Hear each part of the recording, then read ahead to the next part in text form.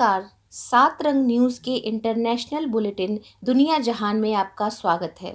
आज हम बात करेंगे पाकिस्तान के पंजाब प्रांत में इमरान खान की पार्टी को लगे झटके की और उनके समर्थकों के जोरदार प्रदर्शन की। जानने की कोशिश करेंगे कि आखिर 5 महीने बाद रूस और यूक्रेन के बीच क्या हुआ समझौता, और बात करेंगे कि कैसे यूरोप और ब्रिटेन के बाद अब भीषण गर्मी से झुलस रहा है चीन। लेकिन सबसे पहले पाकिस्तान की बात।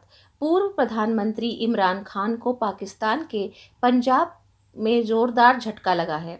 उनकी पार्टी पाकिस्तान तहरीके इंसाफ यानी पीटीआई समर्थित पाकिस्तान मुस्लिम लीग के सीएम पद प्रत्याशी परवेज इलाही प्रधानमंत्री शहबाज शरीफ के पुत्र हमजा शहबाज से चुनाव हार गए। ताज़ा जानकारी के मुताबिक इसे लेकर कराची में विरोध प्रदर्शन तेज हो गया है। विपक्षी पार्टी के समर्थक सड़कों पर उतर आए हैं। सारा खेल किया विधानसभा की कार्यवाही का संचालन कर रहे डिप्टी स्पीकर दोस्त मोहम्मद मजारी ने। उन्होंने इलाही की अपनी ही पार्टी के 10 वोट नहीं गिने जाने की व्यवस्था दे डाली। हालत ये रही कि इलाही खुद को ही वोट नहीं दे पाए। मजारी की ओर से घोषित अंतिम नतीजे के मुताबिक हमजा ने 179 और इलाही ने 176 वोट हासिल। इमरान ने कहा कि वो पंजाब विधानसभा में हमजा की जीत पर हैरान हैं और अब जनता सुप्रीम कोर्ट की ओर देख रही। इस मनमाने फैसले के खिलाफ इमरान खान ने बीती रात लोगों से जोरदार प्रदर्शन करने की अपील की थी। तहरीके इंसाफ पार्टी के कार्यकर्ता सड़कों पर उतर आए हैं और कराची के तमाम इलाकों में जमकर प्रदर्शन कर रहे हैं। और अब बात करते हैं रूस और यूक्रेन के बीच हुए समझौते की।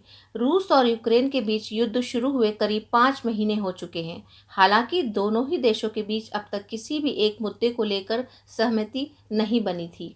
अब 150 दिन के बाद दोनों देशों ने संयुक्त राष्ट्र के ओर से मध्यस्थता कराने के बाद ब्लैक सी से अनाज के निर्यात को बेरोक टोक जारी रखने के लिए समझौता किया है। इस डील के बाद रूस अब यूक्रेन के बंदरगाहों से निकलने वाले अनाज भरे जहाज़ों को नहीं रोकेगा। माना जा रहा है कि इसके बाद दुनिया भर में बढ़ते खाद्य संकट को टाला जा सकेगा। समझौते के बाद यूएन महासचिव एंटोनियो गुटेरेस ने कहा कि अब यूक्रेन से खाद्य सामग्रियों के निर्यात का रास्ता खुल गया है। इससे विकासशील देशों को खाद्य और आर्थिक संकट से निकाला जा सकता है। गौरतलब है कि रूस और यूक्रेन के बीच इस साल फरवरी से ही युद्ध जारी है। रूस ने यूक्रेन के कई अहम ठिकानों पर कब्जा कर लिया है। इनमें काला सागर से जुड़े कई अहम ठिकाने शामिल हैं। ऐसे में यूक्रेन की तरफ से अनाज के निर्यात पर करीब 5 महीनों से रोक लगी है। दुनिया जहान में अब चलते हैं चीन और जानते हैं कि कैसे और क्यों गर्मी से जलने वाला है यह देश। यूरोप और ब्रिटेन के बाद अब चीन को आगामी 10 दिनों में पूर्व से पश्चिम तक और भी ज़्यादा हीट वेव का सामना करना पड़ेगा। कुछ तटीय शहरों में पहले से ही उच्चतम स्तर की चेतावनी जारी की जा रही है। चीन के इन क्षेत्रों में हिमनदों के पिघलने की गति बढ़ने के चलते खतरे की चेतावनी दी गई है। शनिवार को चंद्र कैलेंडर में चीनी पंचांग में बड़ी गर्मी का दिन माना जाता है और आशंका है कि इस दिन चीन के कई शहरों में तापमान में काफ़ी उछाल दर्ज हो सकता है। राष्ट्रीय मौसम विज्ञान केंद्र के मुख्य अधिकारी ने बताया कि देश के कई क्षेत्रों में आगामी 3 दिनों के भीतर हीट वेव के साथ तापमान 40 डिग्री सेल्सियस या इससे अधिक हो सकता है।